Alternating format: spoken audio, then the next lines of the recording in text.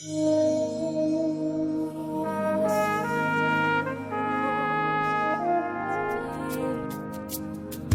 and do a miracle today. Destiny changer, you are a destiny changer.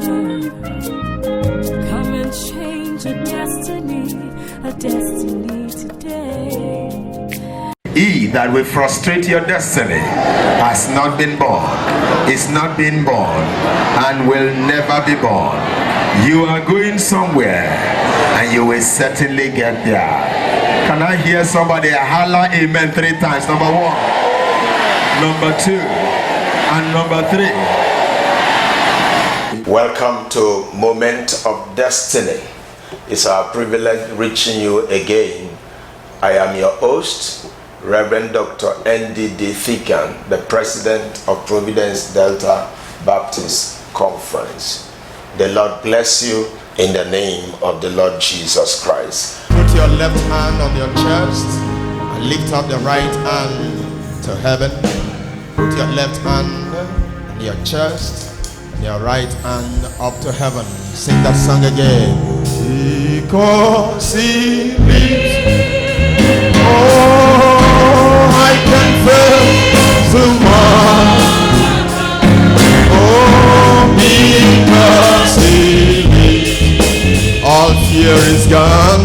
All fear is gone. Oh, because I know, oh, He holds my future. And life is worth living just because He. Sing it one more time. Now you will sing because you live. Talking to Jesus now. Because you live, Jesus, I can face tomorrow. Because you live, Lord. Because you live, all fear is gone, Lord. All fear is gone. Because I know. Because I know, oh, you hold my future, and life is worth living just because you live, because you live. Can you say a word to Him about your life? Can you say a word to Him? What assurance do you have in your heart? Christ lives, so you can live. He said, because I live, you also will live. The powers that could not stop Him will not also be able to stop you. That's what it means. What did you come to this building with this morning? What burden did you come with? What troubles have you come with? What worries did you come with? What need did you come with? What anxiety did you come with? What burden did you come with? What are you carrying on your shoulders? What are you carrying on your head? Because Jesus lives, you can face tomorrow. What uncertainties are before you and you are wondering, Lord, I don't know what's ahead of me. But He knows what is ahead of you, and He's gone ahead of you to handle for you. Because you live, Lord, present that matter to Him now. Because you live, Lord, I will face this. Come out victorious, come out successful. Because you live, because you live, there is every assurance for victory. There is assurance for health. There is assurance for restoration. There's assurance for deliverance. There's a better life to live. Things are going to turn for the better, to the glory and honor of your name. Thank you, Jesus.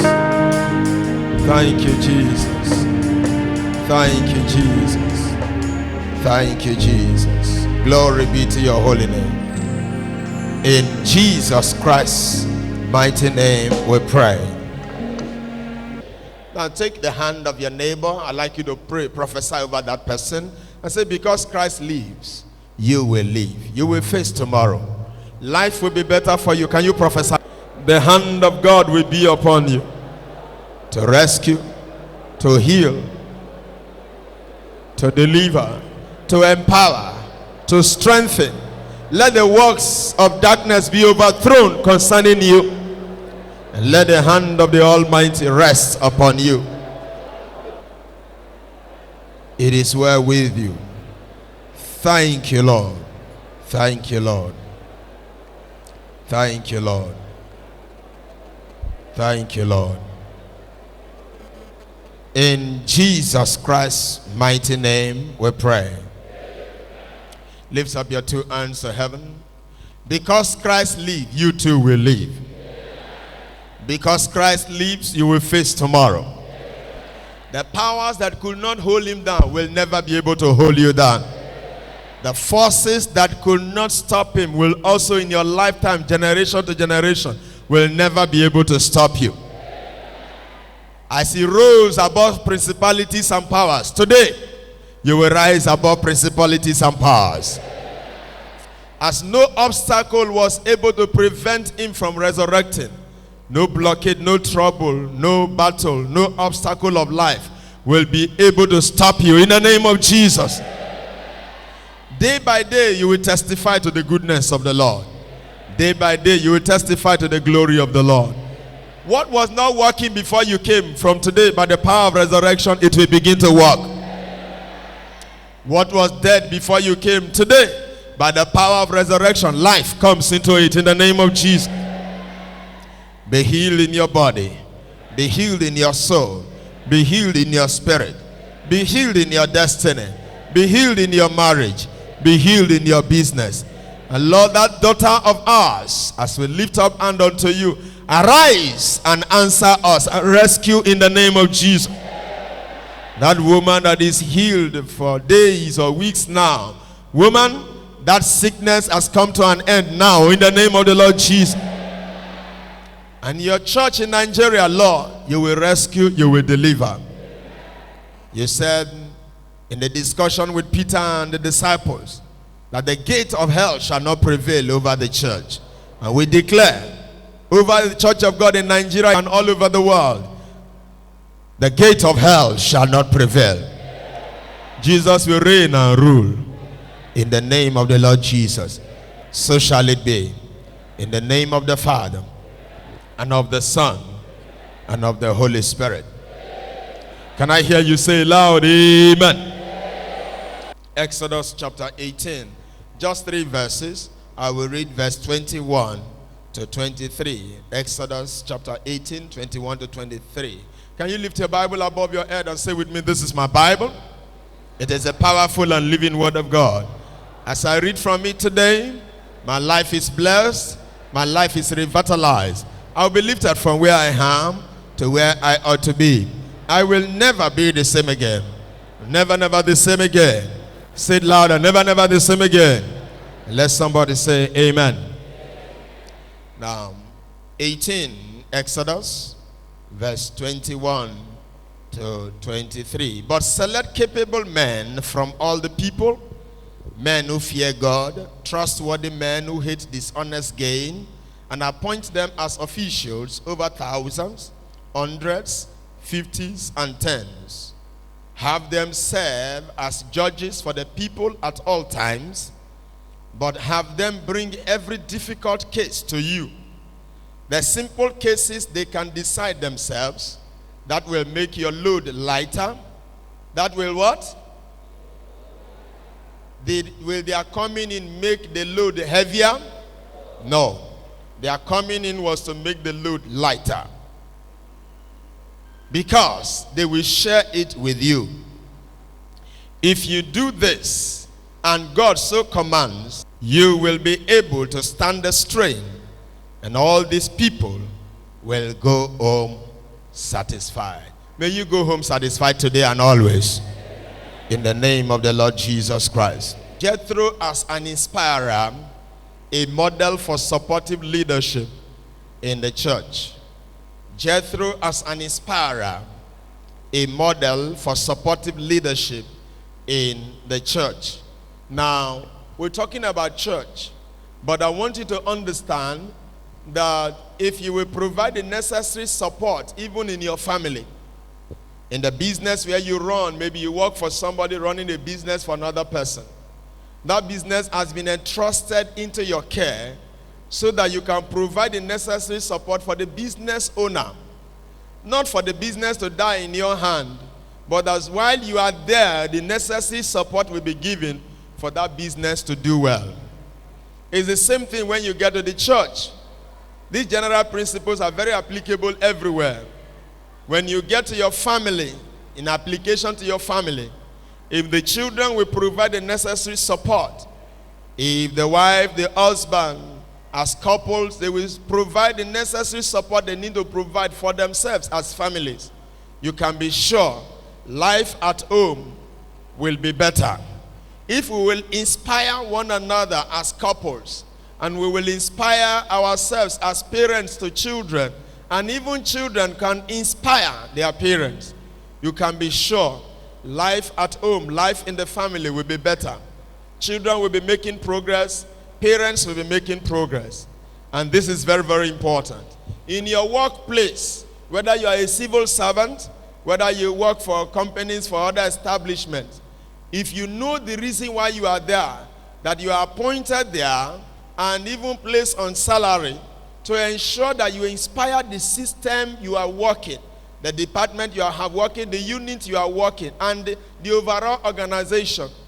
If you know why you are there, and really provide the needed support you need to provide, that organization will do well. That company will do well. And I will show you how you can do that without having a name, without having an office, without having a title. Because today we are driven by titles. If we understand that it is not necessarily office, it is not necessarily title that makes us. And that's what it's not necessarily the title and the office we occupy that will necessarily make us useful. If we know that wherever we are, wherever God has placed us, we can make impact on the system that we are in, then we won't do some of the things that we do. You can make impact in any organization, anywhere, church or outside, to inspire the system in your own little corner. As your one contribution is, it can make a lot of difference. So you don't think that it is when you become president you can make your no. The little corner where you are from age 18 to when God calls you home at old age, you have a responsibility to contribute to the good of Nigeria. And many of us think that it is those who are in office now. Hey, he did this, he did this. See, the little thing you are doing in your little corner, if you were to be in the center, you would have been worse. Would have been worse. Simple, little sincerity with 100 naira, with 1,000 naira, with 100,000 naira. You cannot be trusted with that. How will you be trusted when 1 billion naira is given to you? How? And even in church, if we will struggle with ourselves to sanitize things and to ensure people are made to be accountable, and we can go through the stress even in church that there's supposed to be standard and discipline and decorum, then if you were to be out there, what would you have been? But you are accusing those who are there. But if we evaluate you by the little that has happened with you in the little corner, there is every guarantee that you will have been worse. You will have been worse. So our effectiveness begins, our inspiration begins where we are, in the assignment that we have, in the little corner we are now. That's where it begins. If as a committee member, you can't make effective support, you cannot provide effective support, what is the guarantee that when you become the head of the committee, that's when you will do well? No. We should identify you by your effectiveness and your support and your inspiration while you are just an ordinary member of this church, not when you have office. In fact, I have said it before. It is your effectiveness and goodwill where you are that should give us some level of guarantee to count on you. Say, let this man be church secretary. Let this man be this. Let this man be this. It means that somehow you have been observed over time. Where in your little corner, you didn't have title, you didn't have office, but somebody spotted you. Some people spotted, yeah, if we ask this or do this, or he will do it well. So, but if you wait to be given a title, to be given office, to be recognized, to be placed on a place of prestige before you will contribute, I'm sorry. As far as I am concerned, from what I understand to be leadership and scriptural leadership, you shouldn't even get. That's the more reason why you will never get there. So if your goodwill is not known now, you can never get there, and you will never get there. If you get there by mistake, you will leave there by mistake. Or if you get there by mistake, you will leave there by correction. The emphasis is, let us make sure we are what we ought to be under God. And by the way, you are not giving cooperation. It's only when you are called upon, that's when you think. It is when you are placed ahead of others, that's when you can show up. No, you are a bad character also. If you cannot work under people and for somebody else to be recognized and not you, and work silently. See, let me tell you the mystery of leadership. Your leadership team is very, very important. If your leadership team is effective, you'll be effective as a leader. If your leadership team is deformed, you will be deformed as a leader. You don't take chances in the assembling of a leadership team. You must be very deliberate about it. Very, very deliberate.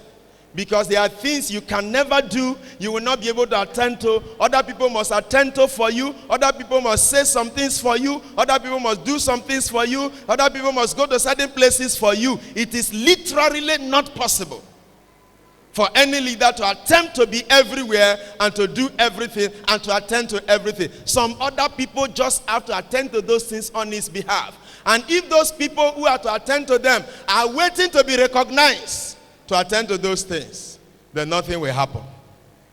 But if they are the Jethro type, who doesn't even want to be known, but behind the scene, they will just package things. And then the thing is working. And the leader is the one taking the glory. Whereas the person that was actually behind the success is not seen.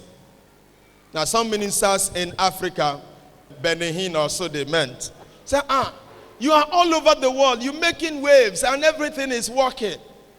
How come? And the man, they chatted and whatever, and then he took them and said, come, follow me. I will show you the secret of my success and why you see the things that are happening. And then he took them. Somebody asked me, where did he take them to? You will be surprised that they thought he would show them some kind of whatever. He took them to a place and he opened the door. When he opened the door of that place, he saw people praying. Numbers of people praying. He said, this place is busy 24 hours. You see me on the screen, you see me in one crusade, you see the church growing, you see this, you see this. It's me they see as the pastor. But actually, these people you see in this room is what is making what happen. If I didn't have this prayer back up, things won't happen this way. But we didn't see. Till today, we don't know their names. We don't know their names. But they have made success. They have been effective at the little corner. Now listen to this. You will not be evaluated by God based on your appearances, based on even what you say. Of course, your appearances, what you say, all of it will count. But the real evaluation that God will give to you as to whether you did what he wanted you to do, it will be based on the assignment you were given. What is God's assignment for me? If you left that assignment to do something else, you will be liable. No matter how popular you were, no matter how effective people thought you were, your evaluation will be based on the assignment you were given to do and whether that assignment you got it done. If you didn't, you will have failed. So God's standards of evaluation are very different. So people think that being here and there is what no. People think that when I become this, that is what. No. Even if you become that thing and it was not the assignment of God for you, you are a failure. Welcome back. This is still Moment of Destiny. I'm sure that word blessed you. And if you have not given your life to Jesus, can I encourage you to accept Jesus as your personal Lord and Savior? If you are not saved, you are not safe. If you don't have Christ, you are in crisis. A life without Christ is a life in crisis. I want to encourage you to turn over your life to Jesus, to accept Him as your personal Lord and Savior. Have you done that before? Then you need to rededicate your life to Him, to consecrate yourself to Him. Maybe you backslided after you gave your life to Christ. Please come back to Him.